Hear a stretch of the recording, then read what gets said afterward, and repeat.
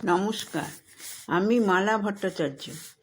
আজ 3-1-2024 আমি গল্পমালা চ্যানেলে চিরঞ্জীব সেনের লেখা পাকুর হত্যার মামলা গল্পটি পড়তে চলেছি। তাহলে সঙ্গে থাকুন। এ কাহিনী সম্পূর্ণ সত্য। এই মামলা শুরু হয় 1932 সালে আর প্রায় 50 বছর পার হয়ে গেছে, কিন্তু আজও কেউ ভুলতে পারেনি বিনয়েন্দ্র আর অমরেন্দ্র পাণ্ডেকে, রানী সূর্যবতীকে আর ডাক্তার তারানাথকে। আর আশ্চর্য, যে লোকটা হাওড়া স্টেশনে অমরেন্দ্রের হাতে ছুঁচ ফুটিয়ে দিল, যে জন্য অমরেন্দ্র মরল, তার কোনো হদিশই পাওয়া গেল না। হদিশ না পেলেও সেই রহস্যময় চরিত্রটিকে আজও আমরা ভুলতে পারিনি। পাকুর হত্যা মামলায় এরাই হলো প্রধান চরিত্র।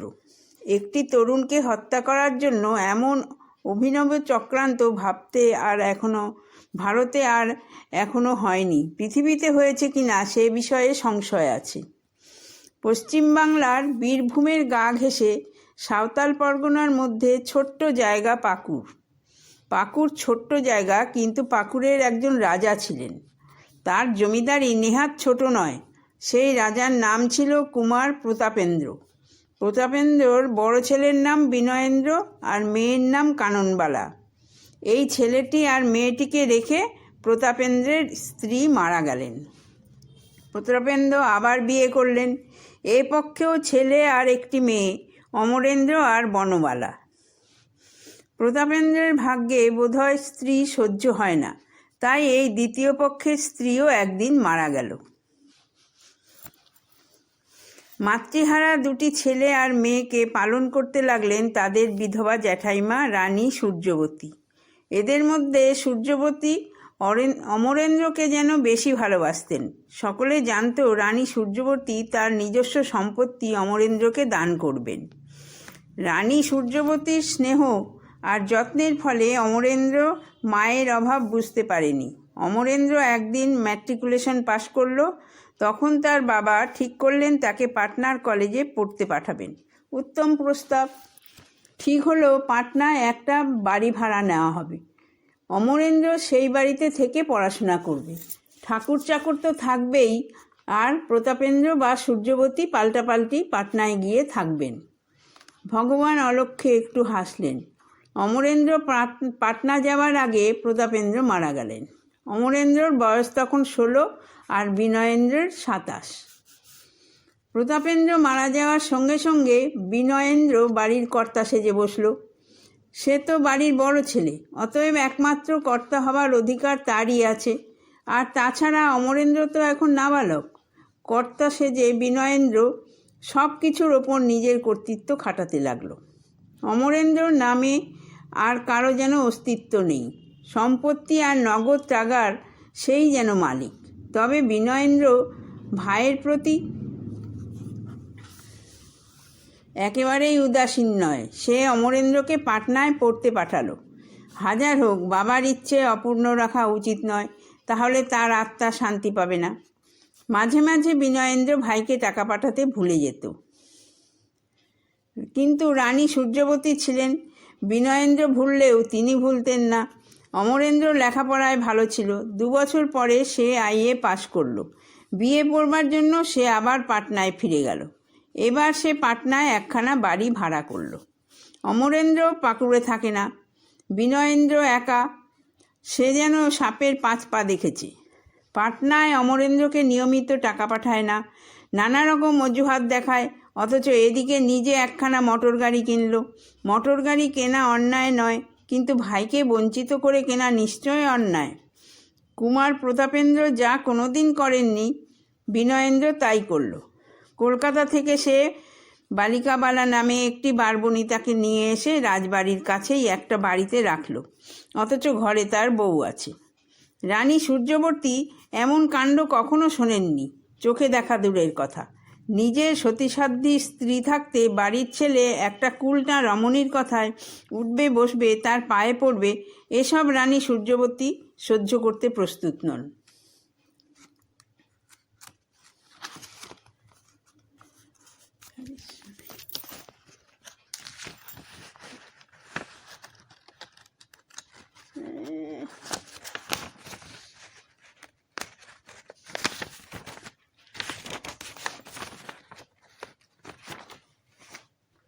বিনয়েন্দ্র যখন বালিকাবালাকে ত্যাগ করতে রাজি হলো না, তখন রানী সূর্যবতী একদিন পাকুড় ত্যাগ করে দেওঘরে তার নিজের বাড়িতে চলে গেলেন।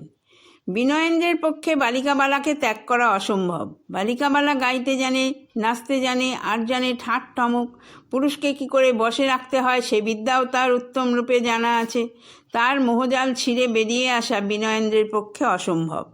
সম্পত্তি নিয়ে এক মায়ের পেটের সহোদর ভাইয়ে ভাইয়ে ঝগড়া মারামারি হয়, এরা তো বইমাত্রেও ভাই।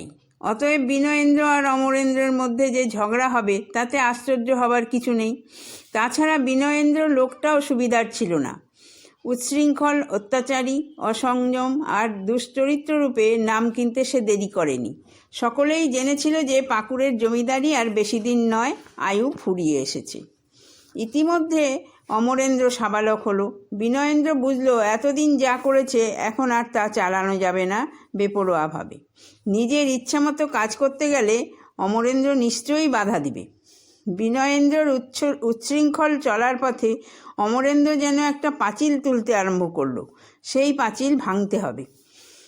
1932 সালের 12ই মে তারিখে অমরেন্দ্র পাকুড়ে তার বিশ্বাসভাজন কয়েকজন ব্যক্তির নামে মোক্তারনামা দিল। অমরেন্দ্রের হয়ে তারা যে কোনো কাজ করবার ক্ষমতা পেল। এই লোকগুলিকে বিনয় অনেক চেষ্টা করেও হাত করতে পারেনি। বিনয় তখন পাকুড়ে ছিল না, ছিল কলকাতায়। বালিকাবালা ছিল পাকুড়ে। সেই দিন পাকুড় রাজ্যের একজন কর্মচারীর সঙ্গে কলকাতায় গিয়ে একটা হোটেলে উঠল। বিনয় হোটেলে এসে বালিকাবালার মুখে খবরটা শুনল। অমর কারো নামে কার নামে মোক্তারনামা দিয়েছে, তারা বিনয়কে বাধা দেবার ক্ষমতা রাখে। জানি না খবর শুনে বিনয়েন্দ্র অরঙ্গজেবের মতন বলেছিল কিনা, এই তো এ যে বড় দুঃসংবাদ দ্বারা। কিন্তু বিনয় খুব ধূর্ত। সে লাঠি না ভেঙে সাপ মারতে চায়। মে মাসের সেই 12 তারিখটি আরও এক কারণে স্মরণীয়। সেই দিনই তারানাথ ডাক্তার প্লেগ রোগের জীবাণু চেয়ে বোম্বাইয়ের হ্যাফরিন ইনস্টিটিউটে প্লেগ জীবাণু নিয়ে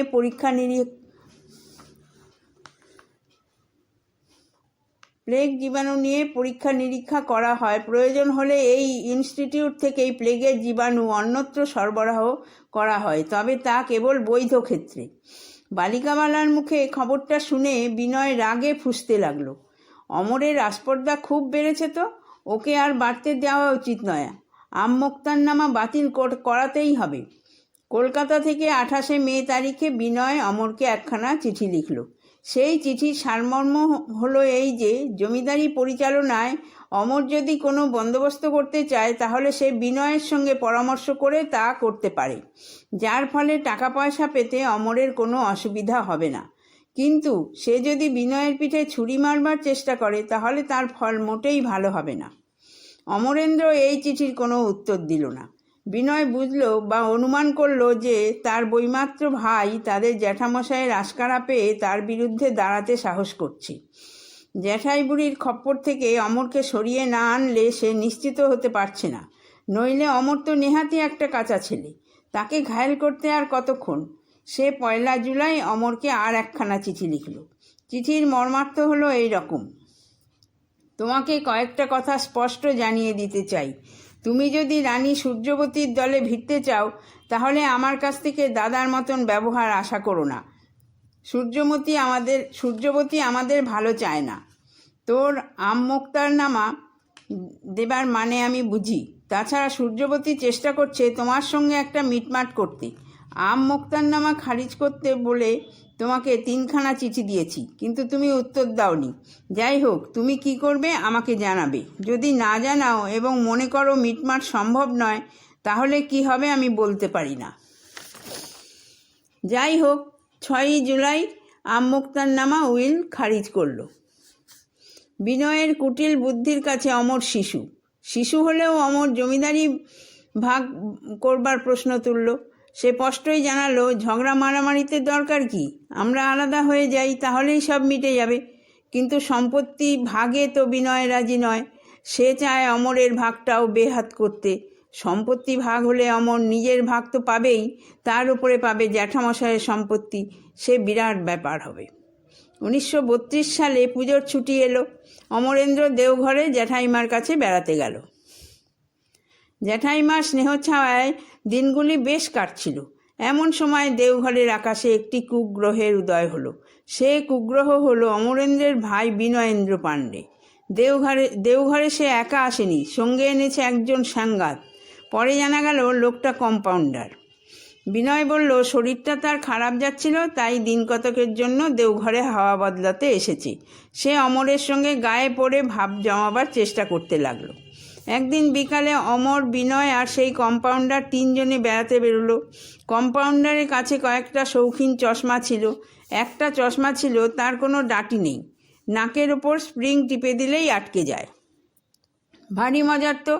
অমরের ইচ্ছা হলো সে চশমাটা পরে দেখে, শুধু বলবার অপেক্ষা। কম্পাউন্ডার অমরের চোখে চশমাটা বেশ জোরে টিপে বসিয়ে দিল।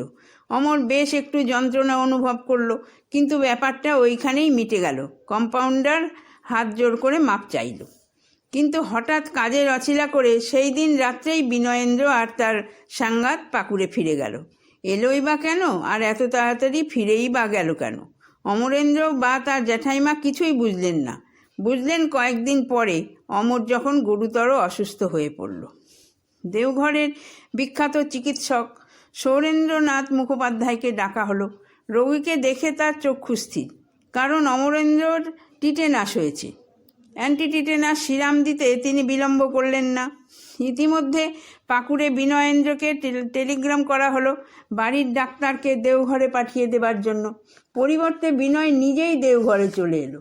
সঙ্গে কিন্তু পাকুড়ের ডাক্তারবাবুকে আনেনি, এনেছে ডাক্তার তারানাথ ভট্টাচার্যকে। সে বলল, অমরের গুরুতর অসুখ, সে কি বাড়িতে চুপ করে বসে থাকতে পারে? নাকি তার চিকিৎসার ভার গ্রামের একজন ডাক্তারের হাতে ছেড়ে দিতে পারে? তাই সে কলকাতায় একজন ভালো ডাক্তার নিয়ে এসেছে। ডাক্তার সৌরেন মুখার্জি অমরের চিকিৎসা করছিলেন।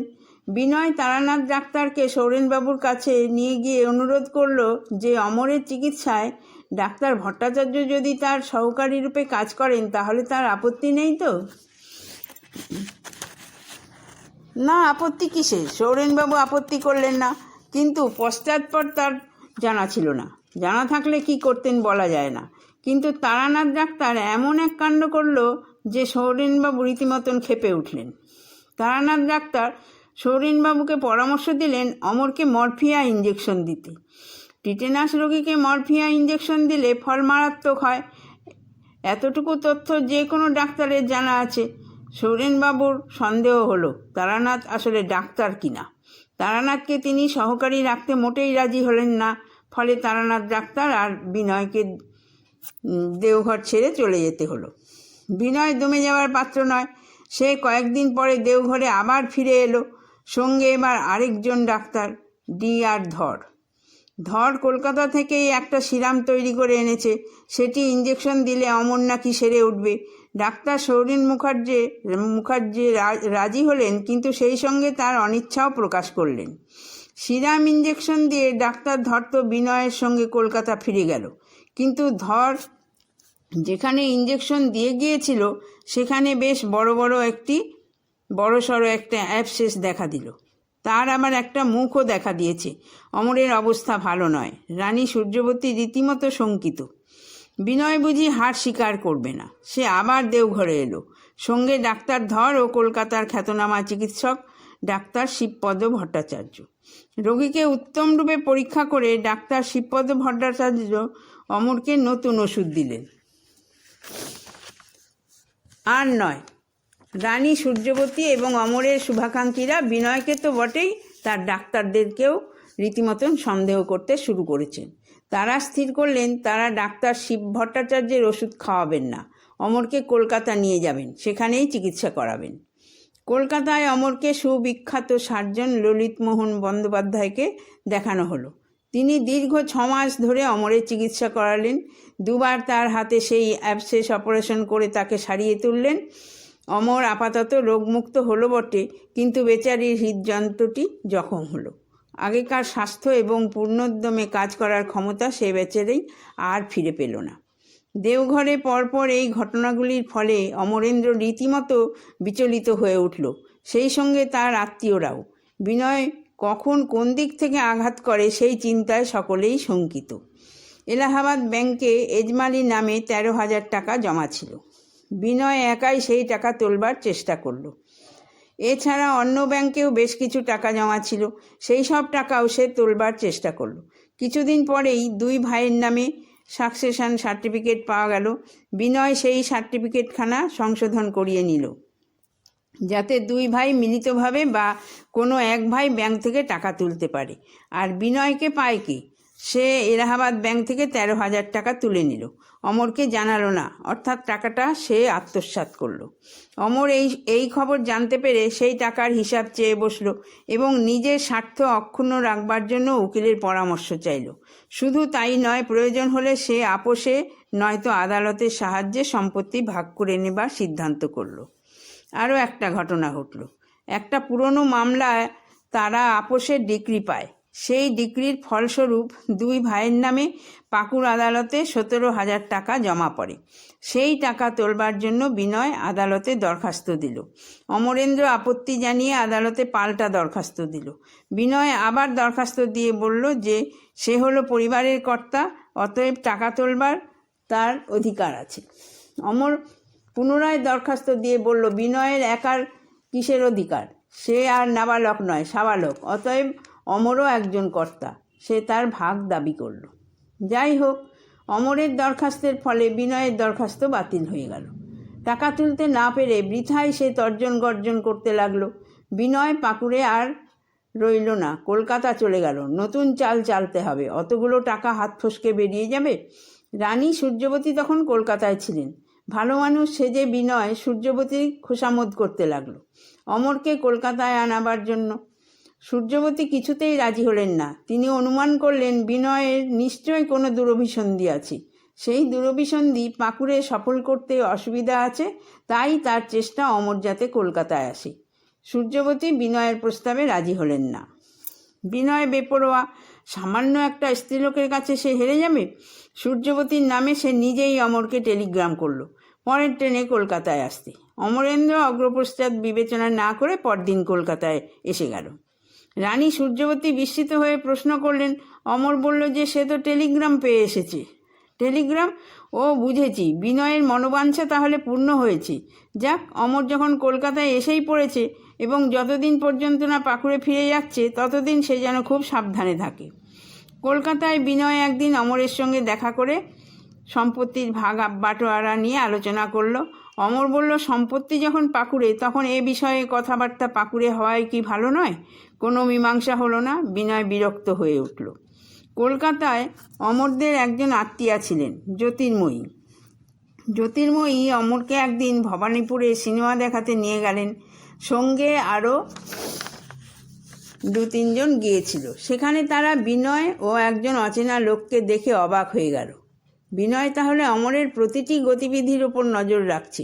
অচেনা লোকটিকে মোটেই ভদ্রলোকের মতন দেখতে নয়, বেটে কালো, গায়ে একটা খদ্দরের পাঞ্জাবি। কে এই লোক? অমর ওকে নিয়ে এখানে কেন?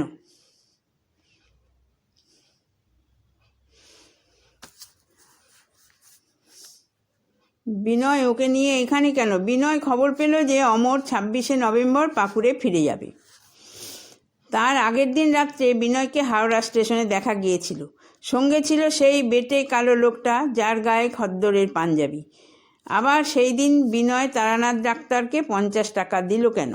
অমর যেদিন পাকুড়ে যাবে সেদিন সকালে, অর্থাৎ 26শে নভেম্বর, বিনয় সূর্যবতীর বাড়ি গিয়ে ট্রেনের সময় এবং কখন তারা বাড়ি থেকে বেরোবে সব জেনে গেল। যাওয়ার সময় বলে গেল সে স্টেশনে গিয়ে তাদের গাড়িতে তুলে দেবে। যথাসময়ে অমর তার বোন বনবালা আর বড় বোন কাননবালার মেয়ে অনিমাকে নিয়ে রানী সূর্যবতী হাওড়া স্টেশনে এলেন। স্টেশনে এসে দেখলেন বিনয় তাদের জন্য অপেক্ষা করছে। ট্যাক্সি থেকে নেমে ট্রেনে উঠবার জন্য অমর চলল সবার আগে, তার পেছনে মেয়েদের দল, আর সবশেষে বিনয়। খানিকটা এগিয়ে যাবার পর একটা লোক যেন আমাকে ধাক্কা দিল এবং প্রায় সঙ্গে সঙ্গেই অমর চেঁচিয়ে উঠল, কে যেন আমার হাতে সুচ ফুটিয়ে দিলে। যে লোকটা আমাকে ধাক্কা দিয়েছিল সে লোকটা, অমর পরে বলেছিল, কালো, বেটে, তার গায়ে খদ্দরের পাঞ্জাবি। একেই সেদিন ভবানীপুরে সিনেমায় দেখেছিল বলে তার মনে হলো। আর এই লোকটাই ছুটছুটিয়েছে বলে সকলের বিশ্বাস। আশ্চর্যের বিষয় যে এই লোকটি আজও অচেনা রয়ে গেছে, আজও তার সন্ধান পাওয়া যায়নি। বিনয় অমরের চিৎকার শুনে দেখি দেখি করে এগিয়ে এলো। অমর পাঞ্জাবির আস্তিন তুলে দেখালো কোথায় সূচ ফোটানো হয়েছে।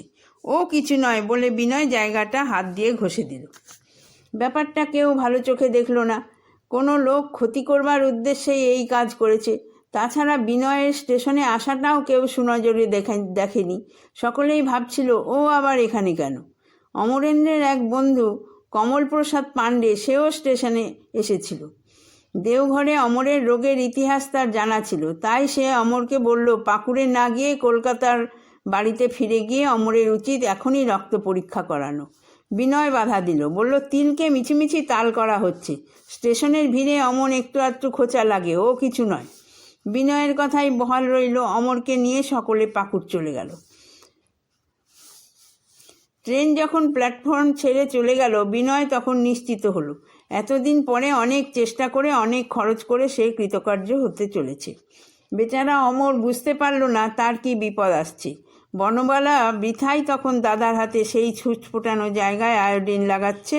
বেচারিরা জানে না যে এ আয়োডিনের কাজ নয়। শরীরে যে মারাত্মক জীবাণু ঢুকেছে, আয়োডিনের ক্ষমতা নেই যে সেই জীবাণুকে ধ্বংস করে। ট্রেনে ফেরবার সময় সকলে বিনয়ের দুষ্টবুদ্ধি নিয়ে আলোচনা করতে লাগলো। যে লোকটা অমরকে ধাক্কা দিয়েছে সে নিশ্চয়ই একটা উটকো লোক নয়, সে নিশ্চয়ই বিনয়ের ভাড়াটে গুন্ডা। হয়তো অমরের বুকে ছোড়া মারতেই এসেছিল, সুবিধে হয়নি, যা কল্পের উপর দিয়েই গেছি। হাওড়া স্টেশনের ঘটনা সম্বন্ধে নিম্ন আদালতে বনবালা যে সাক্ষ্য দিয়েছিল এখানে সেটুকু তুলে ধরা হলো। 26শে নভেম্বর রবিবার বাড়ি থেকে হাওড়া স্টেশনের দিকে একখানা ট্যাক্সি চেপে যাত্রা করি। ট্যাক্সিতে ভাই অমর, ভাইজি অনিমা, জ্যাঠাইমা রানী সূর্যবতী আর আমি ছিলুম। হাওড়া স্টেশনে এসে দেখি আমাদের ট্যাক্সির আগে আরেকখানা ট্যাক্সি দাঁড়িয়ে আছে, আর সেই ট্যাক্সিতে দাদা বিনয় রয়েছে। সেই ট্যাক্সি থেকে দাদা আমাদের ট্যাক্সি দেখিয়ে কাকে যেন কি সংকেত করেছিল। তখন আমরা নামতে ব্যস্ত, সেজন্য যাকে সংকেত করেছিল সেই লোকটাকে ভালো করে লক্ষ্য করিনি।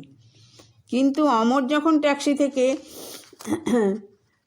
থেকে নেমে স্টেশনে কিছুটা এগিয়ে গেল, সেই লোকটাও অমরের সঙ্গে গেল। কিন্তু অমর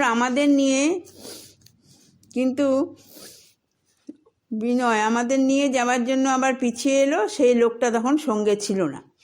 স্টেশনে অমর সবার আগে যাচ্ছিল, দাদা ছিল সবার পিছনে, মাঝে আমরা মেয়েরা ছিলুম। ফটক পার হয়ে কিছুটা যেতে না যেতেই অমর চেঁচিয়ে ওঠে, কে আমার হাতে পিন ফুটিয়ে দিল। আমরা সকলেই তার ডান হাতে একটা ছুঁচ ফোটানোর চিহ্ন দেখতে পেলুম। এমনকি পাঞ্জাবির হাতায় এক ফোঁটা তরল পদার্থও দেখতে পেলুম। প্ল্যাটফর্মে কমলাপ্রসাদ আর অশোকও ছিল। ট্রেনে উঠে অমর 3-4 আয়োডিন চাইল, আমি বার করে দিলুম। সে একটা ছুরি চাইছিল, ছুরি পেলে জায়গাটা একটু চিরে দিত। তখন সে বলল ট্রেন থেকে নেমে গেলেই ভালো হতো। আমি 3-4 আয়োডিন লাগাতে জিজ্ঞাসা করলাম, লোকটা কি ভদ্রলোক বলে মনে হয়? লোকটাকে কি দেখেছিলে? অমর উত্তর দিয়েছিল, না, লোকটা ভদ্রলোক নয়। পাকুড়ে ফেরবার সময় অমরের রীতিমতন জ্বর হলো এবং যেখানটায় ছুঁচ ফুটেছিল তার চারদিক ফুলে উঠল। সকলে ভয় পেয়ে গেল এবং অবিলম্বে কলকাতায় যাত্রা করল। 29শে নভেম্বর অমর কলকাতায় ফিরে এলো এবং সেই দিনই কলকাতার খ্যাতনামা চিকিৎসক ডাক্তার নলিনীরঞ্জন সেনগুপ্ত সেটি ছুঁচ ফোটানোর দাগ বলেই মত প্রকাশ করলেন। শুধু তাই নয়, তিনি অমরের রক্ত পরীক্ষা করার নির্দেশ দিলেন। পরদিনই ডাক্তার সন্তোষ কুমার গুপ্ত অমরের রক্ত নিয়ে গেলেন। উত্তম রূপে পরীক্ষা নিরীক্ষা করে এবং সাদা ইঁদুরের উপর প্রয়োগ করে শেষ পর্যন্ত রক্তে বিউবনিক প্লেগের জীবাণু পাওয়া গেল। ইতিমধ্যে অশেষ যন্ত্রণা ভোগ করে 4 ডিসেম্বর বিকেল 4টের সময় হতভাগ্য অমরেন্দ্র মারা গেল। Doctor Shibapada Bhattacharya death certificate দিলেন যে সেপটিক নিউমোনিয়ায় অমরেন্দ্রের মৃত্যু হয়েছে এবং সেই সার্টিফিকেট বলে অমরের মৃতদেহ সৎকার করা হলো। কলকাতাতে থাকলেও বিনয় কিন্তু অসুখের সময় অমরকে একদিনও দেখতে আসেনি। উপরন্তু অমরেন্দ্রের চিকিৎসার জন্য টাকার দরকার বলে টেলিগ্রাম করে পাকুড় থেকে যত পেরেছে নগদ টাকা আনিয়েছে এবং অমর মারা যাওয়ার পর সে গিয়ে হাজির হয়েছে। শোক প্রকাশ করতে নয়, যাতে তাড়াতাড়ি মৃতদেহের সৎকার করা হয় সেইটুকু দেখতে। ঘটনাস্থলে যাওয়ার আগে ভবানীপুর ব্যাংক থেকে সেদিনই সে 500 টাকা তুলে রেখেছিল। লোকেদের প্রচুর বকশিশ দিয়ে সে খুব তাড়াতাড়ি মৃতদেহ পুড়িয়ে ফেলে এবং মনে মনে নিশ্চিত হলো এই ভেবে যে তার পথের কাঁটা দূর হলো। কিন্তু একটি মারাত্মক প্রমাণ রয়ে গেল ডাক্তার নলিনীরঞ্জন সেনগুপ্তর কাছে। সেটি হলো অমরেন্দ্রের রক্ত পরীক্ষার রিপোর্ট। একজন রোগীর রক্তে প্লেগের জীবাণু পাওয়া গেছে। ডাক্তার সেনগুপ্ত রিপোর্ট সমেত খবরটা সরকারি জনস্বাস্থ্য বিভাগকে জানিয়ে দিয়েছিলেন। সেখানেও আরেক দফা প্রমাণ ছিল। এইবার প্রশ্ন আসছে, অমরের শরীরে প্লেগের জীবাণু ঢুকলো কী করে? অথচ তখন সারা কলকাতা বা পাকুড়ে এমনকি হাওড়া স্টেশনে প্লেগ রোগী ছিল না। তাহলে সন্দেহ করতে হয় অমরের দেহে কেউ প্লেগ রোগের জীবাণু ঢুকিয়ে দিয়েছিল। কে ঢুকিয়ে দিয়েছিল? সম্ভবত হাওড়া স্টেশনের সেই বেটে কালো খদ্দরে জামা পরা লোকটা। কিন্তু তার স্বার্থ কী? অমরের শোচনীয় মৃত্যুতে মাত্র 6 দিন পরেই বিনর পাকুড় আদালতে এক দরখাস্ত পেশ করল। আপোষ ডিক্রির মিটমাটের দরুন এজমালি হিসাবে পাকুড় আদালতে সেই যে 17,000 টাকা পড়েছিল সেটা উদ্ধার করতে হবে তো। এখন যখন অমর নেই, বিনয় একাই উত্তরাধিকারী, তখন কোর্ট আর আপত্তি করল না। সেই টাকার কিছু অংশ অন্তত বিনয় ভাইয়ের মৃত্যুর জন্য উৎসব পালন করতে খরচ করেছিল বলে মনে হয়। পাকুড়ের লোক অমরের মৃত্যু স্বাভাবিক মৃত্যু বলে স্বীকার করে নিতে পারল না। অমরের বন্ধু এবং আত্মীয় কমলাপ্রসাদ পাণ্ডে তো গোড়া থেকেই সন্দেহ করেছিল। সে একটা কাজ করলো। সে কলকাতার ডেপুটি কমিশনার অফ পুলিশকে 22শে জানুয়ারি একখানা চিঠি পাঠালো। তাতে সন্দেহের কারণও খুলে লিখল এবং বিনয়েন্দ্র পাণ্ডে যে অমরেন্দ্র পাণ্ডেকে হত্যা করেছে সে কথাও লিখল। চিঠি পেয়ে ডেপুটি কমিশনার চুপ করে বসে রইল না।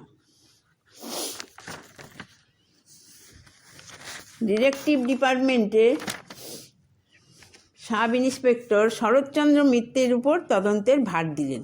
ওদিকে পাকুড়ে একজন উকিল ছিলেন, কালিদাস গুপ্ত।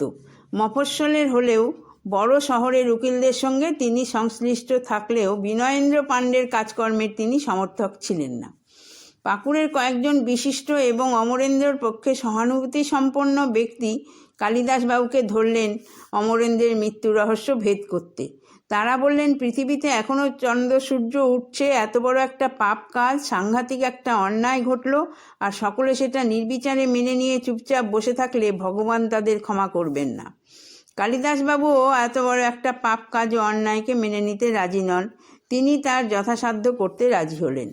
কালিদাস শুনেছিলেন দেওঘরে তারানাথ ভট্টাচার্য বলে যে ডাক্তার অমরের চিকিৎসা করেছিল সে নাকি একজন ব্যাকটেরিওলজিস্ট, অর্থাৎ জীবাণুবিদ। অমরের মৃত্যু হয়েছে প্লেগে। সেই ব্যাকটেরিওলজিস্ট আর প্লেগের মধ্যে নিশ্চয়ই একটা যোগাযোগ যে অপরিহার্য, সেটুকু বুঝতেই কালিদাসবাবুর বিলম্ব হলো না। আর এই তারানাথের সঙ্গে বিনয়ের পরিচয় করিয়ে দেয় বালিকাবালা। তারানাথ একজন ডেন্টিস্ট ছিল এবং বারবনিতা মহলেও গোপন রোগের চিকিৎসা করতে বলে শোনা যায়। বালিকাবালার সঙ্গে তার পরিচয় ছিল। মনে হয় বালিকাবালার বাড়িতে বসেই অমরেন্দ্রকে পৃথিবী থেকে সরাবার চক্রান্ত রচিত হয়েছিল। প্রাথমিক অনুসন্ধানে কালিদাসবাবু খবর পেলেন যে বিনয় এই তারানাথকে মাঝে মাঝে নগদে ও চেকে টাকা দিয়েছে। শেষ চেক দিয়েছে 225 টাকা 18ই জানুয়ারি। বিনয়ের বিরুদ্ধে যে একটা দল তৈরি হয়েছে এবং দলের নেতা হলো কালিদাস গুপ্ত, এই খবর বিনয়ের পেতে দেরি হলো না। তাই প্রথমেই চেষ্টা করলো কালিদাস গুপ্তকে দলে টানতে। বিনয় কালিদাসবাবুর কাছে প্রস্তাব করলো পাকুড় এস্টেটের উকিল হতে। কিন্তু সকলকে কি দলে টানা যায়? কালিদাসবাবু তো সে ধাতুতে গড়া নন। বিনয় ধনী এবং ক্ষমতাশালী লোক, অনায়াসে তার ক্ষতি করতে পারে, এমনকি তাকে খুন করাতেও পারে। তবু তিনি রাজি হলেন না। ওদিকে শরৎ মিত্র গোপনে তদন্ত আরম্ভ করে দিয়েছেন, এগিয়েছেন বেশ কিছুটা। কালিদাসবাবু জানতেন যে বিনয় ফিল্ম কোম্পানির নাম করে কয়েকবার বোম্বাই গিয়েছিল, কিন্তু তিনি আরও জানলেন যে তারানাথ ডাক্তারও কয়েকবার বোম্বাই গিয়েছিল। তারানাথ কেন বোম্বাই যাবে? কালিদাসবাবুর মনে খটকা লাগলো। ক্ষীণ কয়েকটা সূত্র অবলম্বন করে কালিদাসবাবু বোম্বাই যাত্রা করলেন। বিনয় তখন কলকাতায় কয়েকজন সাক্ষীকে ভাঙাবার চেষ্টা করছে। খবরটা শরৎ মিত্রের কানে উঠেছিল। কালিদাসগুপ্তর সঙ্গে শরৎ মিত্রের একটা যোগাযোগ ছিল। 16ই ফেব্রুয়ারি কালিদাসবাবু শরৎ মিত্রকে জরুরি টেলিগ্রাম করলেন। কালিদাসবাবু বিনয় ও তারানাথের কুকার্যের কয়েকটা প্রমাণ বোম্বাইয়ে পেয়েছিলেন। সেই প্রমাণগুলি তিনি টেলিগ্রাম মারফত শরৎ মিত্রকে জানিয়ে দিলেন।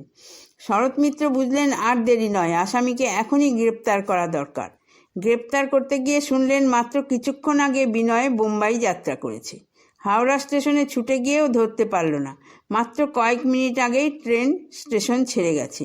শরৎ মিত্র 1 মিনিটও অপেক্ষা করল না। শেষ পর্যন্ত আসানসোলে বোম্বাই মেলে শরৎ মিত্র বিনয় পাণ্ডেকে গ্রেপ্তার করল। বিনয়ের কাছে ছিল নগদ 1200 টাকা আর কয়েকখানা কাগজপত্র, যার ফলে অমরকে হত্যার ষড়যন্ত্রে তাকে গ্রেপ্তার করা যায়। প্রথমটা বিনয় তার স্বভাবসিদ্ধ চরিত্র বলে খুব লম্পঝম্প করেছিল এবং পুলিশ ফোর্সকে দেখে নেব বলে শাসিয়েছিল পর্যন্ত, কিন্তু যেই মুহূর্তে বুঝল যে বাবারও বাবা আছে সেই মুহূর্তে চুপসে গেল। 2 দিন পরে 18ই জানুয়ারি তারানাথ ডাক্তার গ্রেপ্তার হলো। সে বোধহয় জানতো যে বিনয় ট্রেনে গ্রেপ্তার হয়েছে। সে ভেবেছিল বিনয় এখনও বোম্বাইয়ের পথে। সে বোধহয় জানতো না যে বিনয় ট্রেনে গ্রেপ্তার হয়েছে। সে ভেবেছিল বিনয় এখনও বোম্বাইয়ের পথে। সে যদি ঘুণাক্ষরেও জানতে পারত যে বিনয় গ্রেপ্তার হয়েছে তাহলে গা ঢাকা দিত। তারানাথ সব কিছুই বেমালুম অস্বীকার করল। সে বলল সে জীবনে বোম্বাই যায়নি। বিনয়ের সঙ্গে দূরের কথা। আর প্লেগ জীবাণুর কথা? ওসব কি বলছেন মশাই? ওসব ব্যাপারে সে কিছুই জানে না। তার জবানবন্দি যথারীতি লিখে নেওয়া হলো এবং তাতে সে সই করল। ডাক্তার ধর এবং ডাক্তার শিবপদ ভট্টাচার্যকেও গ্রেপ্তার করা হলো। ডাক্তার ভট্টাচার্য গ্রেপ্তার হওয়ার সঙ্গে সঙ্গে সারা বাংলায় দারুণ চাঞ্চল্যের সৃষ্টি হলো। পাকুড় হত্যার রহস্যের দিকে সকলের নজর পড়ল, কারণ শিবপদ ভট্টাচার্যের মতো খ্যাতনামা চিকিৎসক এই ব্যাপারে জড়িত থাকতে পারেন না বলেই সকলের মনে ধারণা ছিল। খালি 2 জন লোকের আজও কোনো সন্ধান পাওয়া গেল না। একজন হলো দেওঘরের সেই কম্পাউন্ডার যে অমরের চোখে চশমা পরিয়ে দিয়েছিল, আর অপরজন হলো হাওড়া স্টেশনের সেই কালো বেটে খদ্দরের পাঞ্জাবি পরা লোকটা। পুলিশ বহু চেষ্টা করেও তাদের সন্ধান পায়নি। এখন জানতে হবে অমরকে হত্যা করার উদ্দেশ্যে তারানাথ ডাক্তার কি করে প্লেগের জীবাণু হস্তগত করেছিল, কারণ প্লেগ জীবাণু পাওয়া সহজ নয়, খুব কঠিন। ভারতবর্ষে একমাত্র বোম্বাইয়ে হাপকিন ইনস্টিটিউটে প্লেগ জীবাণু নিয়ে কাজকর্ম হয়। প্লেগের জীবাণু তৈরি করা হয় বোম্বাইয়ের আর্থার রোডে ইনফেকশাস ডিজজ হাসপাতালে। সেখান থেকে জীবাণুগুলি আনা হয় হাপকিন ইনস্টিটিউটে। ব্যাংকে যেমন প্রতিটি টাকা পয়সার হিসেব রাখা হয়, তেমনি হাপকিন ইনস্টিটিউটেও প্লেগ জীবাণুর খুঁটিনাটি সব হিসেব রাখা হয়। তাছাড়া এই জীবাণু অত্যন্ত মারাত্মক বলে চাইলেই পাওয়া যায় না। উচ্চপদস্থ কর্তৃপক্ষের অনুমতি ছাড়া জীবাণুর একটি বিন্দুও কাউকে দেওয়া হয় না। কলকাতায় স্কুল অফ ট্রপিক্যাল মেডিসিনে প্লেগ জীবাণু নিয়ে কাজ হয় বটে, কিন্তু এখানে প্লেগ জীবাণু জমিয়ে রাখা হয় না। যখন দরকার হয় অত্যন্ত সাবধানে বোম্বাইয়ের ওই হাপকিন ইনস্টিটিউট থেকে আনানো হয়। প্লেগ জীবাণুর সন্ধানে পুলিশ অবশ্য ট্রপিক্যাল স্কুলেও এসেছিল, কিন্তু তারা পুলিশকে খাতাপত্র খুলে দেখিয়ে দিল যে কোনো ব্যক্তিবিশেষকে বা গবেষণা কেন্দ্রকেও প্লেগ জীবাণু দেওয়া হয়নি। ইতিমধ্যে বেশ কিছু দিনের মধ্যে কলকাতায় প্লেগ হয়নি। অতএব তারানাথ ডাক্তার বা বিনয় যদি প্লেগ জীবাণু সংগ্রহ করে থাকে তো কোনো উপায়ে বোম্বাই থেকেই করেছে। বাস্তবিক যে উপায়ে তারানাথ প্লেগ জীবাণু সংগ্রহ করেছিল তা কেবল কাহিনী পাতাতেই পড়া যায়। সেই 12ই মে তারিখে অমর যেদিন মোক্তারনামা দিল, তার বিশ্বাসভাজন ব্যক্তিকে এবং বালিকাবালা খবরটি হাঁপাতে হাঁপাতে কলকাতায় ছুটে এসে বিনয়কে খবরটি দিল। সেই দিনই তারানাথ ডাক্তার হাপকিন ইনস্টিটিউটের কর্তৃপক্ষকে একখানা প্রিপেড টেলিগ্রাম করল। কী জন্য? না, ল্যাবরেটরিতে গবেষণার জন্য সজীব প্লেগ জীবাণু চাই। তারানাথ ডাক্তার টেলিগ্রাম নিজের নামে শেষে DTM জুড়ে দিল। সে জানালো যে ডিপ্লোমা ইন ট্রপিক্যাল মেডিসিন তার আছে, অতএব প্লেগ জীবাণু নিয়ে গবেষণা করবার তার অধিকার আছে, কিন্তু এটি সর্বৈব মিথ্যা। হাপকিন ইনস্টিটিউট জানালো বাংলার সার্জন জেনারেলের অনুমতিপত্র পেলে তারা বিবেচনা করে দেখবে। তারানাথ ও পথেই গেল না, কারণ তার সত্যই প্রকৃত গবেষণার জন্য প্লেগ জীবাণু দরকার হলে সে উপযুক্ত কর্তৃপক্ষের কাছে যথারীতি প্রকাশ্যেই আবেদন করত। কোনো গোপনীয়তার প্রয়োজনই ছিল না। হাফকিন ইনস্টিটিউট থেকে যখন সরাসরি প্লেগ জীবাণু পাওয়া গেল না, তখন তারানাথ ডাক্তার একদিন ভালো জামাকাপড় পরে ভালো মানুষ সেজে ট্রপিক্যাল স্কুলে এসে ডাক্তার অমূল্যচরণ উকিলের সঙ্গে দেখা করে সবিনয়ে নিবেদন করল যে তার মনে হচ্ছে কাগজে কলমে যে সে প্লেগ আরোগ্যের একটা ওষুধ আবিষ্কার করেছে। প্রথম পর্যায়ে প্লেগ রোগাগ্রস্ত ইঁদুরের উপরে ওষুধটি প্রয়োগ করে দেখা দরকার। ইঁদুরকে প্লেগ রোগাক্রান্ত করতে হলে প্লেগ জীবাণু দরকার। তারানাথ ডাক্তারের কথা ডাক্তার উকিল বিশ্বাস করলেন। তারানাথের মনে যে কুটিল ও কুমতলব আছে তা তিনি জানবেন কি করে? তার ল্যাবরেটরিতে তারানাথকে কাজ করতে তিনি অনুমতি দিলেন এবং হাফকিন ইনস্টিটিউটের ডাক্তার নাইডুর কাছ থেকে ডাক্তার উকিল কিছু প্লেগ জীবাণুও আনিয়ে দিলেন। কিন্তু সেই জীবাণু কোনোদিন তারানাথের হাতে দেওয়া হয়নি। তবুও তারই মধ্যে এক ফাঁকে সামান্য একটু জীবাণু হাতে পেয়ে সে সেটুকু বর্ধিত করবার চেষ্টা করেছিল। কিন্তু যে জীবাণু বোম্বাই থেকে এসেছিল সে জীবাণু খুবই দুর্বল ছিল এবং খুব তাড়াতাড়ি সেগুলি নিষ্ক্রিয় হয়ে যাওয়ায় তারানাথের চেষ্টা বিফল হলো। তারানাথ ডাক্তার উকিলকে অনুরোধ করলো আরেক দফা জীবাণু আনাতে, কিন্তু ডাক্তার উকিল রাজি হলেন না। তিনি ইতিমধ্যে বুঝতে পেরেছিলেন যে তারানাথ যে ওষুধের কথা বলছে সে ওষুধ কার্যকরী হবার নয়। কিন্তু তারানাথ নিরুৎসাহ হলো না। সে ডাক্তার উকিলকে অনেক অনুনয় বিনয় করে হাফকিন ইনস্টিটিউটের ডিরেক্টরের নামে একখানা চিঠি লিখিয়ে নিল। তারানাথের অনুরোধে উকিল লিখলেন যে পত্রবাহক একজন জীবাণুবিদ, সে প্লেগ আরোগ্যের একটি ওষুধ আবিষ্কার করেছে বলে জানিয়েছে। এই ওষুধ সম্বন্ধে হাফকিন ইনস্টিটিউটে আরও গবেষণা করবার সুযোগ দিলে ভালো হয়। 1933 সালের এপ্রিল মাসে পাকুড় নাম করে কলকাতা থেকে বিনয় পাণ্ডে বোম্বাই গেল। সঙ্গে নিল তারানাথের নামে লেখা ডাক্তার উকিলের সেই পরিচয়পত্র। বোম্বাইয়ে সে উঠল ওরিয়েন্ট হোটেলে। ঠিকানা দিল তারানাথ ডাক্তারের কলকাতার নতুন বাজারের বাড়ির। বিনয় সেই বোধহয় প্রথম বোম্বাইয়ে এসেছিল, তাই রতন সালারিয়া নামে এক ব্যক্তিকে তার গাইড নিযুক্ত করল। একখণ্ড টাইমস অফ ইন্ডিয়া ডাইরেক্টরি সংগ্রহ করে হাফকিন ইনস্টিটিউটের কর্তা ব্যক্তিদের নাম জেনে নিল। তাছাড়া ডাক্তার নাইডুর নামটাও তার জানা ছিল। কলকাতায় তারানাথের কাজের জন্য জীবাণুর নমুনা এই ডাক্তার নাইডুই পাঠিয়েছিলেন। বিনয়েন্দ্র হাফকিন ইনস্টিটিউটে ডাক্তার নাইডুর সঙ্গে দেখা করল এবং ডাক্তার উকিলের সেই পরিচয়পত্রটি দিল। ডাক্তার নাইডু প্রশ্ন করলেন, আপনি কি ডাক্তার ভট্টাচার্য? না, আমি তার ঘনিষ্ঠ বন্ধু। ভট্টাচার্য খুব ব্যস্ত লোক, বোম্বে আসবার সব ঠিক শেষ মুহূর্তে তাকে ট্রিপ ক্যান্সেল করতে হলো। তার জন্য সব বন্দোবস্ত করতে আমি এলুম। সে 2-1 দিনের মধ্যেই আসবে।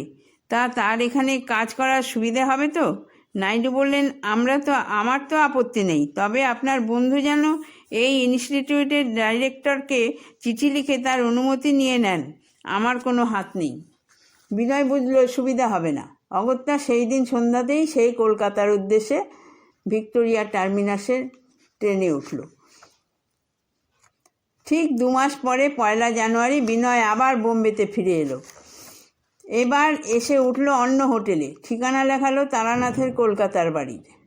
প্লেগ জীবাণু সংগ্রহ করবার জন্য খুব চেষ্টা করতে লাগলো, এমনকি ঘুষ দিতেও সে প্রস্তুত। কিন্তু জিনিসটি এমনই সাংঘাতিক যে ঘুষের বিনিময়েও কেউ রাজি হলো না। তবে একটা খবর সে পেল যে আর্থার রোড হাসপাতালেও প্লেগ জীবাণু থাকে।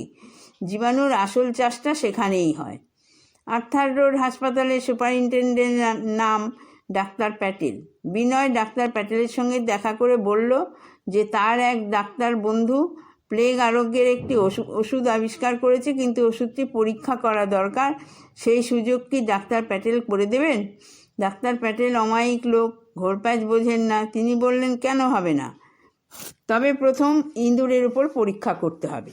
পরের দিন সকালে বিনয় প্যাটেলের সঙ্গে কথাবার্তা বলে বন্দোবস্তটা পাকা করে নিল। ডাক্তার প্যাটেল তার একজন সহকারী ডাক্তার মেটাকে ডেকে বলে দিলেন যে শীঘ্রই একজন বাঙালি ডাক্তার এসে ল্যাবরেটরিতে কিছু পরীক্ষা নিরীক্ষা করবে।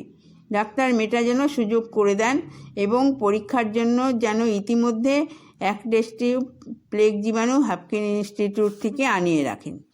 বোম্বাই আসবার জন্য বিনয় তারানাথকে জরুরি টেলিগ্রাম করে দিল। ইতিমধ্যে বিনয় আরও একটি কাজ করল। সে বিখ্যাত একটি ইন্স্যুরেন্স কোম্পানিতে তার ভাই অমরেন্দ্রর নামে 51,000 টাকার বিমা করতে চাইল, কিন্তু শর্ত হলো যে অমরেন্দ্রর মৃত্যু হলে এবং মৃত্যুর কারণ যাই হোক না কেন প্রশ্ন না করে শুধু ডেথ সার্টিফিকেট দেখে বিমার টাকা দিতে হবে। এমন অসম্ভব প্রস্তাবে বিমা কোম্পানি রাজি নয়। অমরেন্দ্রকে হত্যা করবার চক্রান্ত কেমন ধাপে ধাপে এগিয়ে যাচ্ছে। 7ই জুলাই তারানাথ ডাক্তার বোম্বাই এসে গেল এবং বিনয়ের হোটেলে বিনয়ের ঘরেই উঠল। বিনয় তাকে নিয়ে গেল ডাক্তার প্যাটেলের কাছে। ডাক্তার প্যাটেল তাকে ডাক্তার মেটার সঙ্গে পরিচয় করিয়ে দিলেন। তারানাথ ডাক্তার কাজ আরম্ভ করে দিল। প্রথমেই সে প্লেগ জীবাণু পরীক্ষা করে নিল। যে ইঁদুরটিকে সেই প্লেগ জীবাণুর ইঞ্জেকশন দিল সেটি 24 ঘন্টার মধ্যেই মারা গেল। ঠিক আছে। বিনয় আর তারানাথ দুজনেই পৈশাচিক আনন্দে উল্লসিত হয়ে উঠল। ল্যাবরেটরিতে তারানাথের অবাধ গতি। মাঝে মাঝে ডাক্তার মেটা তাকে সাহায্য করেন, কিন্তু সব সময় তিনি থাকতে পারেন না। 11ই জুলাই তখনও একটা ইঁদুরের উপর পরীক্ষা হতে বাকি। সেদিন তারানাথ ডাক্তার মেটাকে বলল, কলকাতায় তার অত্যন্ত জরুরি কাজ আছে, তাকে এখনই কলকাতায় ফিরতেই হবে, তবে শিগগির সে ফিরে আসবে। ডাক্তার প্যাটেলকে যেন তার ধন্যবাদ জানানো হয়। যে জন্য বিনয় আর তারানাথ 1,500 মাইল পাড়ি দিয়ে এসেছিল বোম্বাইয়ে, সেই উদ্দেশ্য তাদের সফল হয়েছে। বোম্বাই ফিরে আসতে তাদের বয়ে গেছে। সেদিনই সন্ধ্যার মেলে তারা বোম্বাই ত্যাগ করলো, আর তারা বোম্বাইয়ে ফেরেনি। মারণাস্ত্র হাতে পেয়ে বিনয় সেটি অমরের উপর প্রয়োগ করবার সুযোগ খুঁজতে লাগলো, এবং বিরাট শহর কলকাতা সেই অস্ত্র প্রয়োগ করার উপযুক্ত ক্ষেত্র। তাই সে চেষ্টা করতে লাগলো অমরকে কলকাতায় আনতে। সেই উদ্দেশ্যে সে প্রথমে রানী সূর্যবতীকে অনুরোধ করলো অমরকে কলকাতায় আনতে। রানী সূর্যবতী যখন রাজি হলেন না, তখন সে নিজেই সূর্যবতীর নামে অমরকে কলকাতায় জরুরি কাজে আসতে বলে এক মিথ্যা টেলিগ্রাম পাঠালো। টেলিগ্রাম পেয়ে অমর কলকাতা চলে এলো, এবং কয়েকদিন পরে পাকুড়ে ফেরবার সময়ে হাওড়া স্টেশনে যে ঘটনা ঘটল তা আগেই বলা হয়েছে। তদন্তের জোরে জানা গেল যে ইংরাজি 1926 সাল থেকে 1934 সাল পর্যন্ত এই দীর্ঘ সময়ে আর্থার রোড হাসপাতালে একজন মাত্র বাঙালি ডাক্তারই গিয়েছিল, এবং সেই ডাক্তারের নাম তারানাথ ভট্টাচার্য, এবং সেই বিনয়েন্দ্র পাণ্ডের বন্ধু। প্লেগ জীবাণু সম্বন্ধে বিশেষজ্ঞরা সাক্ষ্য দেবার সময় এই অভিমত ব্যক্ত করেছিলেন যে জুলাই মাসে সংগ্রহ করা প্লেগ জীবাণু নভেম্বর মাস পর্যন্ত সক্রিয় থাকতে পারে। আর্থার রোড হাসপাতাল থেকে তারানাথ ডাক্তার জীবাণু চুরি করেছিল জুলাই মাসে, এবং তা অমরের দেহে প্রয়োগ করা হয় নভেম্বর মাসে। বিচারের সময় বিনয় বলেছিল যে সে কোনো খারাপ উদ্দেশ্য নিয়ে বোম্বাই যায়নি। সে ফিল্ম কোম্পানির কাজ নিয়ে বোম্বাই গিয়েছিল এবং বন্ধু তারানাথকে সাহায্য করার জন্য কিছু খোঁজখবর করেছিল মাত্র। তারানাথ তার সঙ্গে কখনো বোম্বাই যায়নি। হাওড়া স্টেশনে অমরকে কেউ পিন ফুটিয়ে দিয়েছে এমন ঘটনা সে শোনেনি। কিন্তু পুলিশ বিনয়ের বোম্বাইয়ের সেই গাইড রতন সালারিয়াকে খুঁজে বার করেছিল। সে স্পষ্টই বলল যে বিনয় পাণ্ডে কখনো তাকে কোনো ফিল্ম কোম্পানিতে বা ফিল্ম স্টুডিওতে নিয়ে যেতে বলেনি, বরঞ্চ প্লেগ জীবাণু কোথায় পাওয়া যেতে পারে সেই সম্বন্ধে খোঁজ করতে বলেছিল। 1933 সালের জুলাই মাসে 20 তারিখে বিনয় অমরকে একখানা চিঠি লিখে জানিয়েছিল যে তার বোম্বাই যাত্রার উদ্দেশ্য হলো সিনেমার একখানা ছবি তোলার ব্যাপারে। এই বিষয়ে যেসব টাকা পয়সা খরচ হচ্ছে তার সব হিসেব আছে। এই চিঠিখানি ভিত্তি করে বিনয় তার দোষ খালন করবার চেষ্টা করেছিল। চিঠিখানি লেখার আসল উদ্দেশ্য ভিন্ন। বিনয় এজমালির টাকা যথেচ্ছভাবে খরচ করছিল। অমরকে ধোঁকা দেওয়ার জন্য ফিল্ম কোম্পানির অজুহাত দিয়েছিল, কিন্তু ফিল্ম তোলার সমস্ত ব্যাপারটাই একটা ধাপ্পা। তারানাথ ডাক্তার সেই পুরনো কথাই বলেছিল। সে বলেছিল যে সে প্লেগ আরোগ্যের একটা ওষুধ আবিষ্কার করেছিল বলে সে বিশ্বাস করেছিল, এবং সেটি বোম্বাইয়ে পরীক্ষা করবার কতদূর কি সুযোগ হতে পারে সেই উদ্দেশ্যে বিনয়কে খোঁজ করতে বলেছিল। কারণ বিনয় বোম্বাই যাচ্ছিল। সে কোন ল্যাবরেটরি থেকে কোনো ল্যাবরেটরি থেকে প্লেগ জীবাণু চুরি করেনি বা অমরকে হত্যার ষড়যন্ত্র কোনো সময়ই করেনি। 1927 বা 28 সালে তারানাথ MB পাশ করে প্র্যাকটিস আরম্ভ করেছিল। ডাক্তার নলিনীরঞ্জন সেনগুপ্ত তার সম্বন্ধে বলেছিলেন যে তারানাথকে তিনি জানতেন ডেন্টিস্ট বলে, ব্যাকটেরিওলজিস্ট বলে নয়। তারানাথ যে প্লেগ আরোগ্যের কোনো ওষুধ আবিষ্কার করেছে তার কোনো নিশানা কোনোদিন কোথাও পাওয়া যায়নি। বোম্বাইয়ের আর্থার রোড হাসপাতালের ডাক্তার মেটা তার সাক্ষ্যে বলেছিলেন যে পরীক্ষার সময় ইঁদুরকে কোনো ওষুধ দিতে ডাক্তার তারানাথকে তিনি দেখেননি। বিনয় কী উদ্দেশ্যে তারানাথকে ঘন ঘন টাকা দিত? কেন? তারানাথ যখন বোম্বাই গিয়েছিল তখন হোটেলের এবং অন্যান্য খরচ বিনয় বহন করত। এর কোনো সন্তোষজনক কৈফিয়তও পাওয়া যায়নি।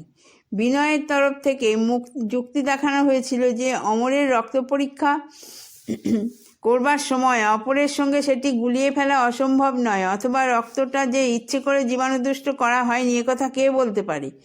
অমর যে প্লেগে মারা গিয়েছিল তার সরাসরি প্রমাণ কোথায়? আর যদিও বা সে প্লেগে মারা গিয়ে থাকে তাহলে তার বোন কাননবালা থেকে সেই রোগ সংক্রামিত হয়ে থাকতে পারে, কারণ কাননবালা কিছুদিন আগে 1993 সালের 10ই সেপ্টেম্বর গণ্ডস্ফীতি রোগে মারা গিয়েছিল। বিনয়ের কোনো যুক্তি শেষ পর্যন্ত টেকেনি। আদালত ডাক্তার দুর্গালতন ধন আর ডাক্তার শিবপ্রদ ভট্টাচার্যকে মুক্তি দেওয়া, কিন্তু বিনয়েন্দ্র বা তারানাথ ডাক্তারের ফাঁসির হুকুম দেয়। আদালত ডাক্তার দুর্গারতন ধন আর ডাক্তার শিবপদ ভট্টাচার্যকে মুক্তি দেয়, কিন্তু বিনয়েন্দ্র ও তারানাথ ডাক্তারের ফাঁসির হুকুম দেয়। বিনয় এবং তারানাথ হাইকোর্টে আপিল করে। মাননীয় বিচারপতিদ্বয় নাসিম আলী এবং লর্ড উইলিয়ামসের আদালতে আপিলের শুনানি হয়।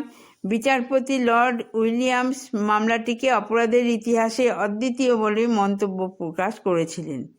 অ্যাপিলের ফলে তাদের প্রাণদণ্ডের আদেশ মওকুফ হয়ে যাবজ্জীবন দ্বীপান্তরের আদেশ দেন। দায়রা আদালতে বিনয়েন্দ্র হেরে গিয়ে কলকাতা হাইকোর্টে আপিল করল। বিনয়ের তরফে উকিল ছিলেন বিখ্যাত ব্যবহারজীবী নরেন্দ্র কুমার বসু, আর সরকার পক্ষে ছিলেন স্বয়ং অ্যাডভোকেট জেনারেল। অ্যাপিলের শুনানি শুরু হলো।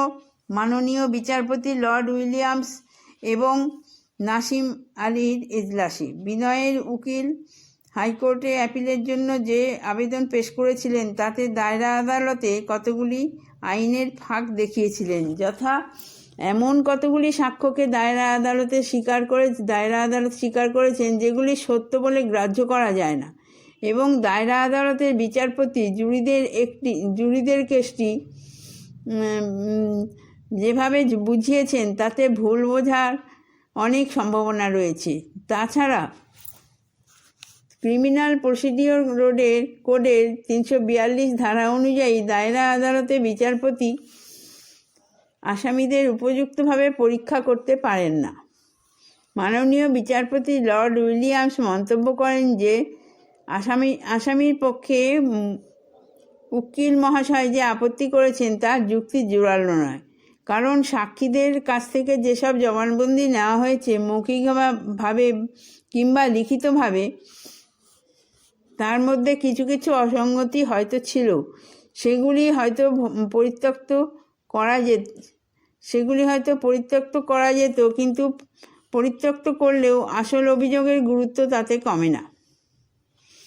জুরিদের ভুল বোঝানোর ব্যাপারে মাননীয় বিচারপতি বলেন যে দায়রা জজ জুরিদের মনে করিয়ে দেননি যে এক আসামির কোনো দোষ অপর আসামির উপর চাপিয়ে দেওয়া চলে না। কয়েক জায়গায় বিচারক মূল সাক্ষ্য প্রমাণের উপর নির্ভর না করে সাক্ষ্যের টিকার উপরই নির্ভর করেছেন। আসামিকে পরীক্ষা করার ক্ষমতা দায়রা বিচারকের আছে কিনা সে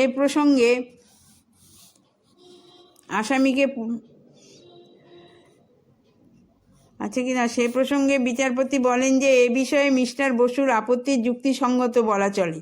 তবে বলেন আসামি বা আসামিদের গুরুতর অপরাধের বিরুদ্ধে এই সকল ত্রুটি আপত্তি নিতান্তই অকিঞ্চিতকর। সাক্ষ্য প্রমাণের ভিত্তিতে আসামিদের অপরাধ নিঃসন্দেহে প্রমাণিত হয়েছে, তা না হলে বিচারপতি পুনরায় বিচারের আদেশ দিতেন, এমন মন্তব্যও তিনি করেছিলেন। তিনি আরও বলেন যে তা যে পক্ষেরই উকিল হোক না কেন তার প্রশ্রয় দেননি। বিচারপতি লর্ড উইলিয়ামস আরও একটি মন্তব্য করেন, প্লেগ জীবাণু ধ্বংস বা প্লেগ রোগ আরোগ্য করার কোনো ওষুধ তারানাথ যে কল্পনা করেছিল বা আবিষ্কার করেছিল বা প্লেগ রোগ নিয়ে তার পরীক্ষা করবার ইচ্ছা ছিল, তার কোনো প্রমাণই সে উপস্থিত রাখতে পারেনি। প্লেগ জীবাণু সংগ্রহ করা ছাড়া তারানাথের বোম্বাই যাবার আর কোনো উদ্দেশ্য ছিল না, এবং এই রোগ জীবাণু সংগ্রহ করার উদ্দেশ্য নিয়েই বিনয়ও বোম্বাই গিয়েছিল। তার আর কোনো উদ্দেশ্যই ছিল না। বন্ধু হিসাবে তারানাথের কাজের সুবিধা করতে সে বোম্বাই যায়নি।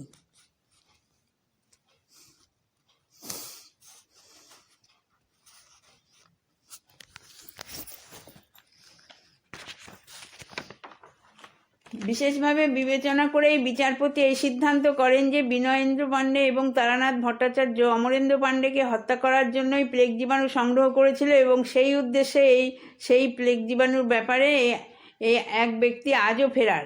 এই ফেরার ব্যক্তি অমরেন্দ্রের বাহুতে প্লেগ ইঞ্জেকশন দেয় এবং যার ফলে অমরেন্দ্রর মৃত্যু হয়। এখানে উল্লেখ করা যেতে পারে যে ডাক্তার নলিনীরঞ্জন সেনগুপ্ত যদি অমরের রক্ত পরীক্ষা না করাতেন, তাহলে হয়তো প্রমাণিত হতো না যে প্লেগে অমরেন্দ্রর মৃত্যু হয়েছে এবং অপরাধীরা হয়তো খালাস পেয়ে যেত। মাননীয় বিচারপতি নাসিম আলী মন্তব্য করেন যে আমি নিঃসন্দেহ যে হাওড়া স্টেশনে কোনো লোক অমরেন্দ্রের দেহে প্লেগ জীবাণু প্রবেশ করিয়ে দিয়েছে এবং তারই ফলে তার মৃত্যু হয়েছে। সাক্ষীদের দ্বারা এই তথ্য উত্তমরূপে প্রমাণিত হয়েছে। এখন প্রশ্ন হচ্ছে যে সেই প্লেগ জীবাণু কোথা থেকে এলো? বোম্বাইয়ের হাফকিন ইনস্টিটিউটই হলো ভারতের একমাত্র সংস্থা যেখানে 1996 সাল থেকে প্লেগ সম্বন্ধে যাবতীয় গবেষণা হয়ে আসছে। এই ইনস্টিটিউটটি বৈধ অনুমোদনপত্রের উপর নির্ভর করে সরকারি সংস্থায় বা গবেষণা কেন্দ্রে প্লেগ জীবাণু সরবরাহ করে। এই ইনস্টিটিউট কোনো ব্যক্তি বা ব্যক্তিগত সংস্থাকে প্লেগ জীবাণু সরবরাহ করে না। এই ইনস্টিটিউটে 1932 সালে কলকাতায় ডাক্তার উকিলকে কিছু প্লেগ জীবাণু সরবরাহ করেছিল, তবে সেই জীবাণু দ্রুত নষ্ট হয়ে গিয়েছিল। 1933 সালের জানুয়ারি এবং ফেব্রুয়ারি মাসে কলকাতায় স্কুল অফ ট্রপিক্যাল মেডিসিনকে 4 টিউব প্লেগ জীবাণু সরবরাহ করা হয়েছিল, এবং এর মধ্যে 3 টিউব জীবাণু 2রা অক্টোবর 1934 সাল পর্যন্ত বোম্বাই থেকে ঠিক যে অবস্থায় পাওয়া গিয়েছিল সেই অবস্থাতেই ছিল, কোনো কিছুর পরিবর্তন করা হয়নি।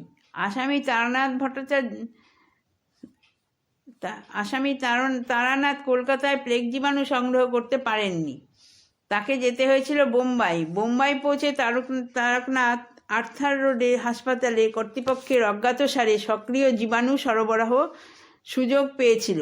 সেখানে সে কিছুকাল কাজ করেছিল এবং সেই জীবাণু তারানাথ কলকাতায় নিয়ে আসে।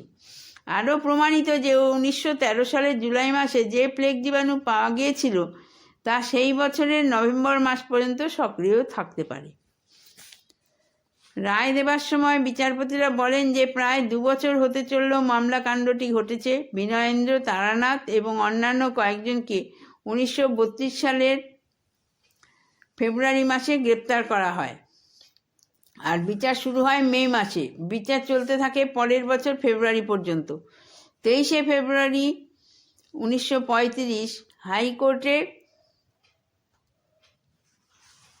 আপিল করা হয়। হাইকোর্টে কাগজপত্র তৈরি হতে জুলাই মাস এসে যায়।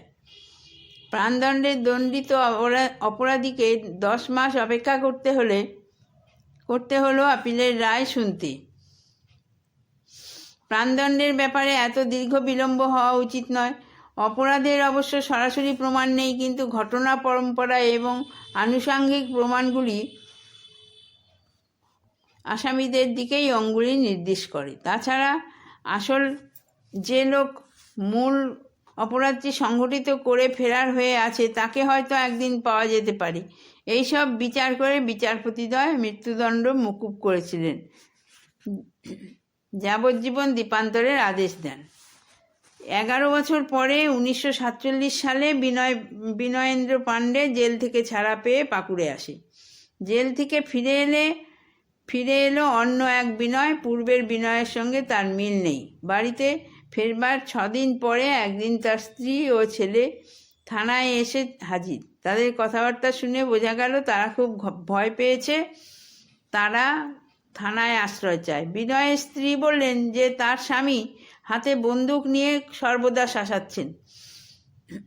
তার অভিযোগ যে তিনি যখন জেলে ছিলেন তখন তাকে যথেষ্ট টাকা পয়সা পাঠানো হয়নি এবং তার কোনো খোঁজ খবর নেওয়া হয়নি।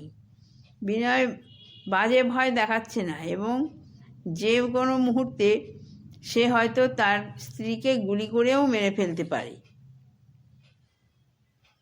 পুলিশ সতর্ক হলো, এখনই কিছু করা দরকার। বিনয়ের বন্দুক কেড়ে নেবার জন্য 4 জন কনস্টেবল দিয়ে ইন্সপেক্টর রাজবাড়িতে গিয়ে সশব্দে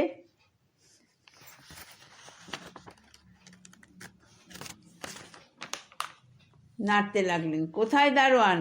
অদৃশ্য কোনো জায়গা থেকে গোটা কয়েক গুলি ইন্সপেক্টরকে অভ্যর্থনা জানালো। ভাগ্যক্রমে গুলি কারো গায়ে লাগেনি। ইন্সপেক্টর বুঝলেন ব্যাপার সুবিধার নয়। তিনি থানায় গিয়ে সশস্ত্র পুলিশ নিয়ে এলেন। কিন্তু 6 দিনের মধ্যেও বিনয়ের গুলির ঝাঁক এড়িয়ে তিনি রাজবাড়ির ভেতর ঢুকতে পারলেন না। কাছাকাছি এক জায়গায় রাজপুত রাইফেলের একদল সৈন্য ক্যাম্প ফেলেছিল। থার্ড রাজপুত গবেষণার একটি কেন্দ্র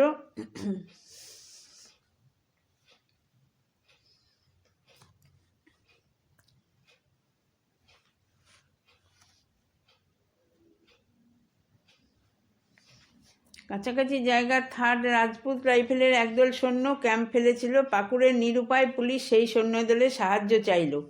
সেই সৈন্যদল গোলা মেরে রাজবাড়ির দেওয়াল ভেঙে যখন বাড়ির ভেতর ঢুকলো তখন বিনয় মৃত। শেষ মুহূর্ত পর্যন্ত সে গুলি চালিয়েছিল। তার দেহে 19টি গুলির আঘাত দেখা গিয়েছিল।